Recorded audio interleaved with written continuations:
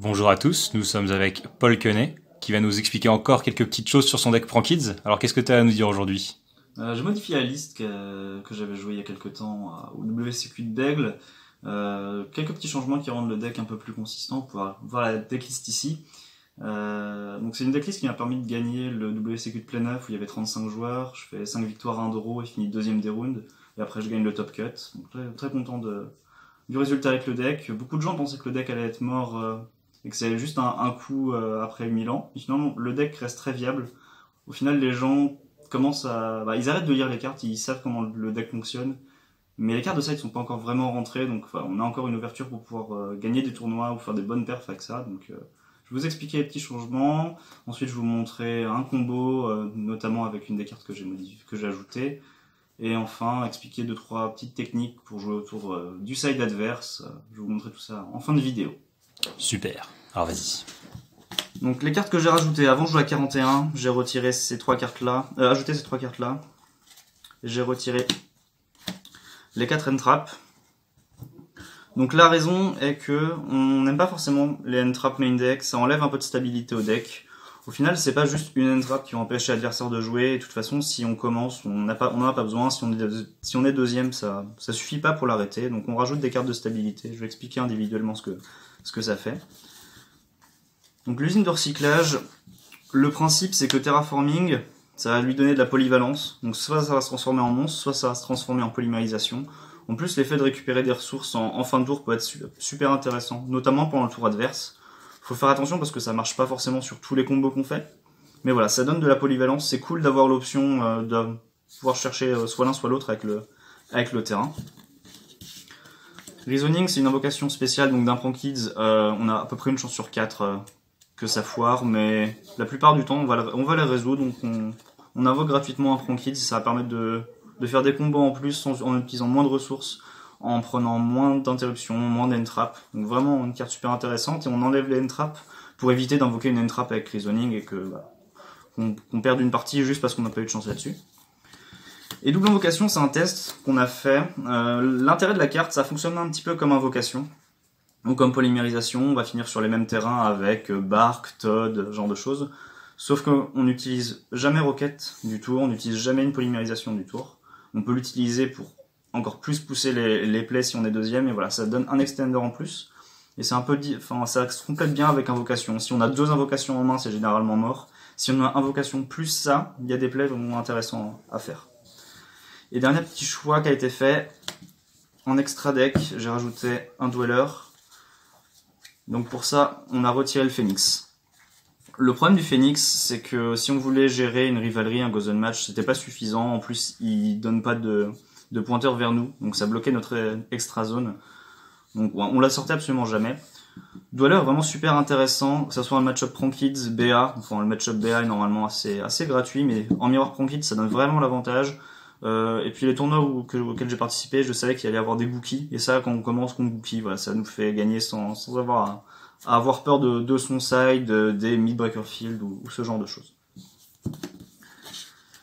Donc, expliquer rapidement les combos avec double invocation. On commence avec double invocation et 2 Prankids. Donc, évidemment on active, on invoque. On va link les deux pour faire le doodle. Comme d'habitude, on va résoudre nos effets. On va invoquer les 2 Prankids différents. On va récupérer la fusion. Et on va envoyer au cimetière. Alors, comme d'habitude, en fonction de ce qu'on veut, de quel match-up on affronte, ça peut être soit la piège, soit la magie. Là, pour exemple, je vais vous montrer avec la piège. Donc ça, c'est dans notre main. Ensuite, on va link les deux pour faire Bark, résoudre les 2 effets de monstre. Donc si jamais on veut invoquer un Todd, on peut utiliser les 2 Dropsies. Si on veut utiliser Dweller, donc là ce qui se passe c'est que vu qu'on n'avait pas le Roxys en main de départ, on peut pas faire Dweller avec ce combo là. Si jamais un des 2 qu'on a utilisé en début de combo c'était le Roxys, on va pouvoir invoquer 2 Roxys et faire Dweller ici. Là, pour cet exemple là on va faire le Todd. On va invoquer, on le fait bien avant d'utiliser l'effet de Doodle pour pouvoir récupérer 2 sans problème. On fait l'effet, on récupère la piège à un monstre.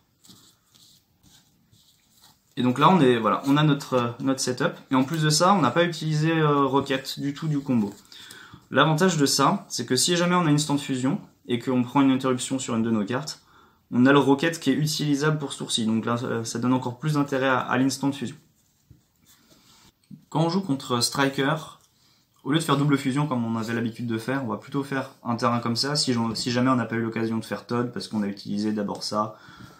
On va finir sur un terrain comme ça, on va mettre le piège à la place de la deuxième fusion, et ça va donner accès à Rorin pendant son tour, qui va vraiment mettre une grosse pression parce qu'on sait qu'il va pas pouvoir se mettre en place.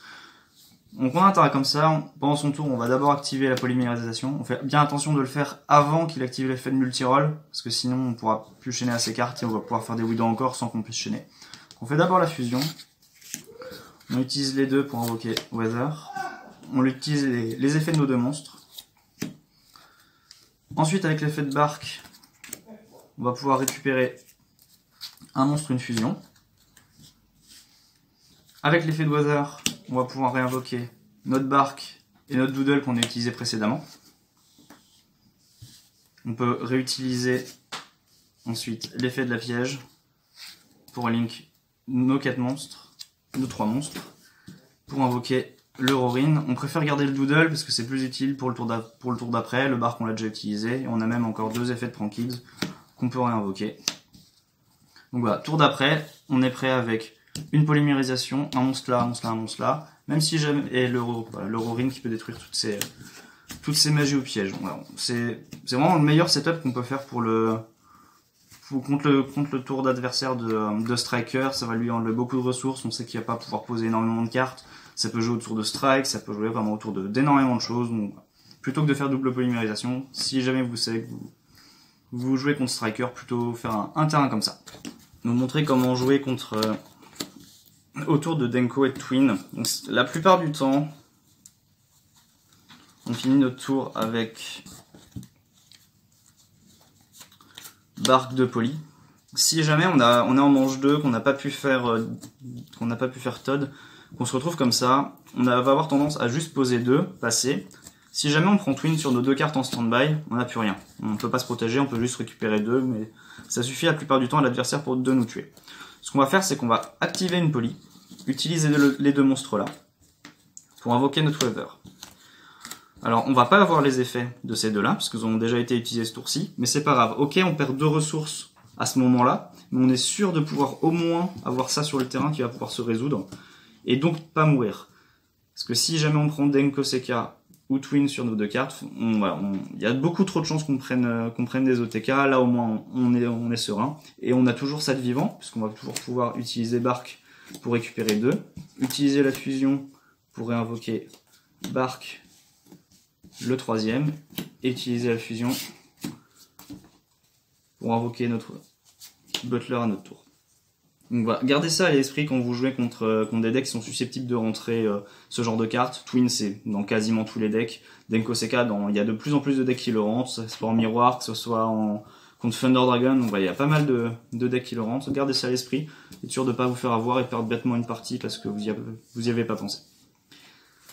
Donc voilà, c'est tout pour cette petite vidéo supplémentaire qui complète celle qui a été faite avant. Je tiens à remercier l'équipe comme d'habitude pour toutes les séances d'entraînement, pour m'avoir soutenu pour les tournois. Je remercie aussi Le Coin des Barons qui nous sponsorise, avec qui ça se passe toujours super bien.